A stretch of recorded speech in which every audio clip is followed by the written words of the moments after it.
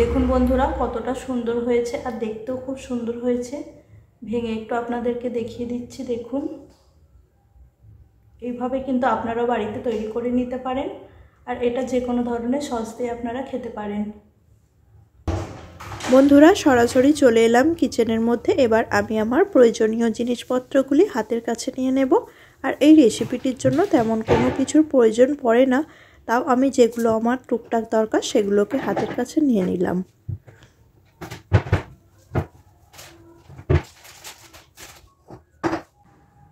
আসসালামু আলাইকুম ফ্রেন্ডস, আজ আমি আপনাদের এক বাটি আতপ চাল দিয়ে একটি নাস্তা করে দেখাবো। ভিডিওটা সম্পূর্ণ দেখবেন, স্কিপ করবেন না। আর ভালো লাগলে অবশ্যই লাইক করবেন আর অনেক বেশি বেশি করে শেয়ার করে দেবেন। আর যদি নতুন হয়ে থাকেন তাহলে কিন্তু অবশ্যই চ্যানেলটিকে সাবস্ক্রাইব করে পাশে থাকবেন। এই চালটিকে এবার আমি মিক্সির মধ্যে নিয়ে গ্রাইন্ড করে নেব।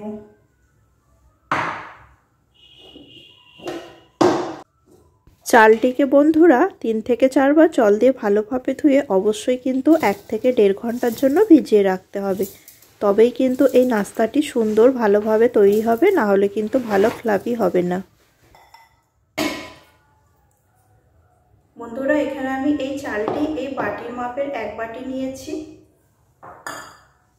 এর মধ্যে সামান্য পরিমাণ জল অ্যাড করে দেব।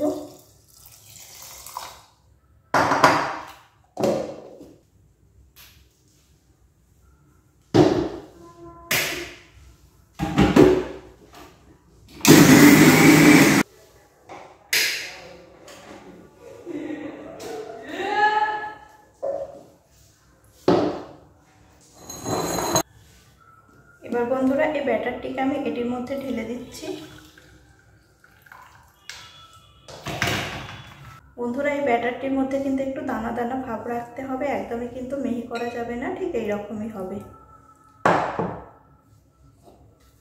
আমি এই বাটির মাপে যেহেতু চাল নিয়েছিলাম 1 বাটি, তাই জন্য আমি এখানে সুজি নিয়ে নেব এই বাটির মাপে 1/2 বাটি।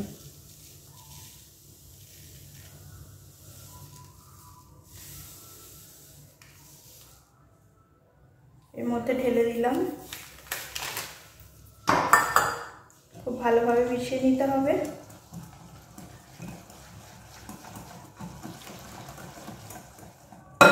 সামান্য পরিমাণ জল অ্যাড করে দেব।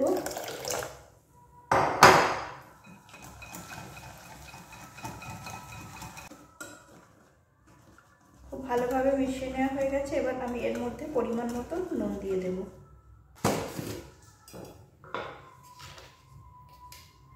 এখানে আমি 1/2 চামচের মতো নুন দিয়ে দিলাম। আবারও খুব ভালোভাবে মিক্স করে নেব। তারপরে এটাকে আমি 10 মিনিটের জন্য রেস্টে রেখে দেব।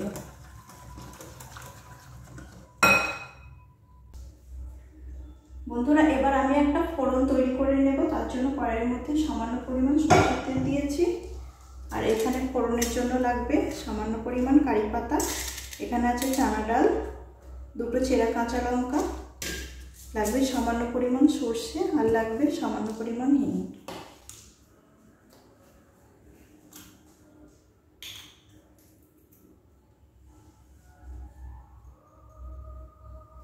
হিংটা আমি ঠিক এতটা পরিমাণই দেব।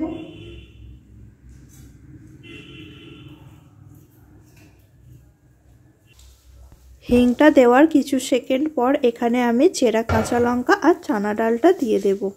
আর গ্যাসের ফ্লেম কিন্তু মিডিয়াম টু লোয়ে রাখতে হবে।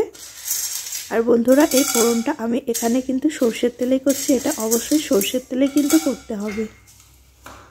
এবার দিয়ে দেব কিছুটা পরিমাণ সর্ষে, এখানে আমি কালো সর্ষেটা ইউজ করলাম।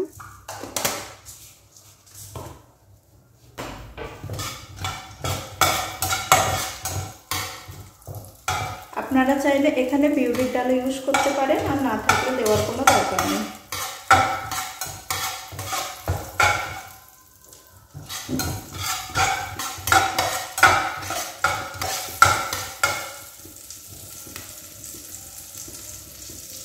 এক থেকে 2 মিনিটের জন্য এগুলোকে আমি ফ্রাই করে নেব।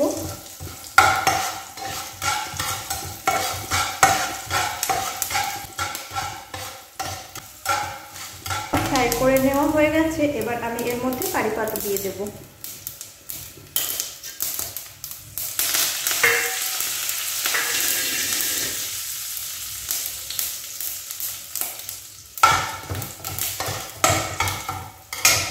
এবার এটিকে আমি ওই ব্যাটারের মধ্যে অ্যাড করে দেব। দেখুন বন্ধুরা ব্যাটারটি কতটা ঘন হয়ে গেছে। আমি এর মধ্যে আরও কিছুটা জল অ্যাড করব।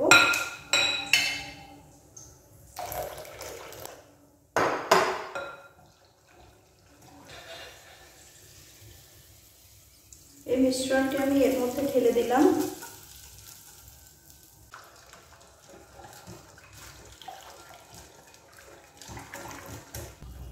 বন্ধুরা ব্যাটারের ঘনত্বটা ঠিক এই রকমই রাখতে হবে। সব শেষে এবার আমি এর মধ্যে 1 প্যাকেট ইনো নিয়েছি, এটাকে অ্যাড করে দেব। এই ইনোটি কিন্তু একদমই লাস্টে অ্যাড করতে হবে, তবেই কিন্তু এই নাস্তাটি জালিদার হবে আর অনেক সফট তৈরি হবে। খুব ভালোভাবে ইনোটিকে এই মিশ্রণটির সঙ্গে মিশিয়ে নেব। এবার একটা প্লেটের মধ্যে সামান্য পরিমাণে সাদা তেল নিয়েছি, খুব ভালোভাবে মাখিয়ে নেব।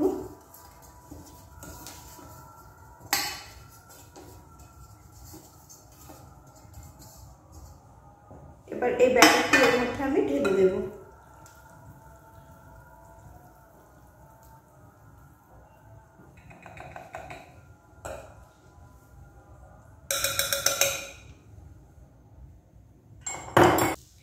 এবার এটিকে এরকম ভাবে ঠোকা দিয়ে দিতে হবে।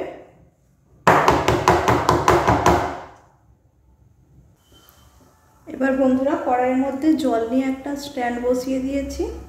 জলটা এবার ফুটতে শুরু করেছে, এর মধ্যে আমি এই ব্যাটারটিকে এবার অ্যাড করে দেব।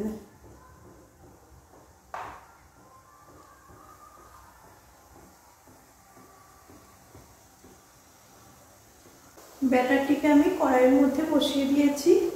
এবার একটা লিড এর মধ্যে আমি ঢাকা দিয়ে দেব।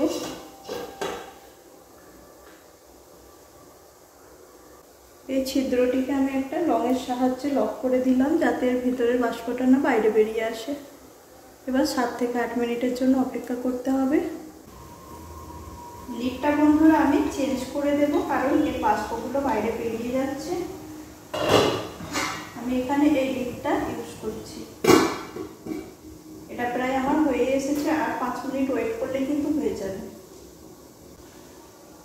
বন্ধুরা 7 থেকে 8 মিনিট হয়ে গেছে। এই ধরনের একটা স্টিক নিয়েছি, এবার আমি চেক করে দেখে নেব।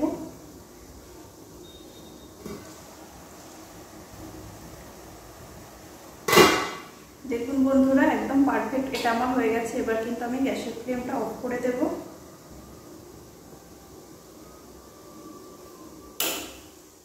এবার এটাকে একটু আমি ঠান্ডা হতে দেব, তারপরে কিন্তু এখান থেকে আমি নামিয়ে নেব। কত সুন্দর ফুলেছে বন্ধুরা দেখুন। এটা যখন ঠান্ডা হয়ে যাবে আপনি কিন্তু সাইড থেকে এভাবে ছাড়তে শুরু করে দেবে।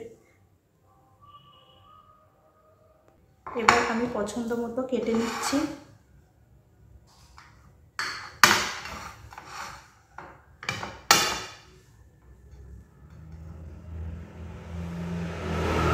দেখুন বন্ধুরা কতটা সুন্দর হয়েছে, আর দেখতেও খুব সুন্দর হয়েছে। ভেঙে একটু আপনাদেরকে দেখিয়ে দিচ্ছি। দেখুন এইভাবে কিন্তু আপনারাও বাড়িতে তৈরি করে নিতে পারেন, আর এটা যে কোনো ধরনের সস দিয়ে আপনারা খেতে পারেন। আজকের মতো ভিডিওটা এখানেই শেষ করলাম। সকলে ভালো থাকবেন, সুস্থ থাকবেন। আবারও হাজির হব অন্য কোনো রেসিপির সঙ্গে।